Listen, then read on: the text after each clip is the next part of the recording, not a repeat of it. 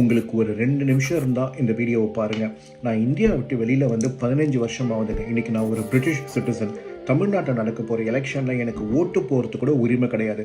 அப்படி இருந்தும் நான் தமிழ்நாடு அரசியல் அங்கே ஒரு மாற்றம் வரணும் அப்படின்னு பேசுறதுக்கான ஒரே காரணம், 20 வருஷத்துக்கு முன்னாடி வருஷத்துக்கு 60,000 ரூபா கட்டி 4 வருஷம் இன்ஜினியரிங் படித்து முடித்து வெளியில் வந்ததுக்கப்புறம் எனக்கு கிடைச்ச முதல் வேலையோட சம்பளம் 1500 ரூபாய். சூளைமேட்டில் வீடை வச்சுக்கிட்டு கும்முடி பூண்டிக்கு நான் 20 நாள் போயிட்டு வந்தேன்னா அந்த 1500 ரூபா சம்பளத்தை வச்சு நான் என்ன பண்ணுவேன்னு கூட எனக்கு தெரியாது. அதுலேருந்து வெளியில் வரத்துக்கு ஒரு 30,000 ரூபா கட்டி ஒரு சாஃப்ட்வேர் கோர்ஸை படித்து முடித்து அது மூலயமா ஒரு வேலை கிடச்சி முட்டி மோதி கடைசியில் நான் இங்கே வந்து நிற்கிறேன்.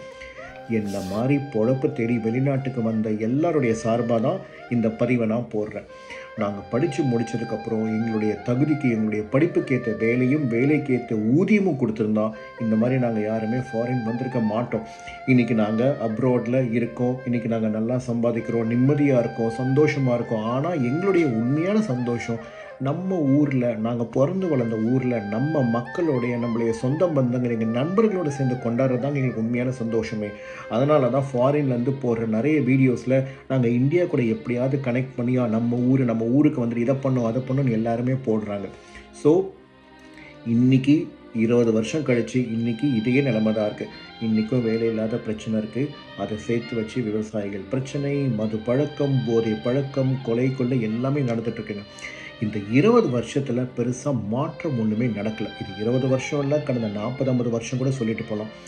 நீங்கள் அடுத்த மாதம் எலெக்ஷனில் ஓட்டு போடுறீங்கன்னா தயவு செஞ்சு இந்த கட்சி வந்தால் இதெல்லாம் பண்ணுவாங்களா அப்படின்றதுக்கு யாராலையுமே உத்தரவாதம் கொடுக்க முடியாது. ஆனால் இத்தனை வருஷமாக ஆட்சி செஞ்சவங்க எதுவுமே பண்ணலைன்றதுக்கு எல்லாராலையும் ஒரு உத்தரவாதம் கொடுக்க முடியும்.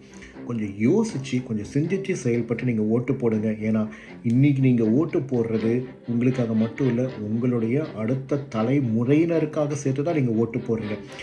எங்களை மாதிரி பொழப்பை தேடி வெளிநாட்டுக்கு வந்தவங்க எங்களோடவே போகட்டும். உங்கள் குடும்பங்கள், உங்கள் பசங்க எல்லாருமே உங்கள் கூட சேர்ந்து உங்களோட சந்தோஷமாக வாழணும் அப்படின்றதுக்காக யோசித்து ஒரு ஓட்டு போடுங்க.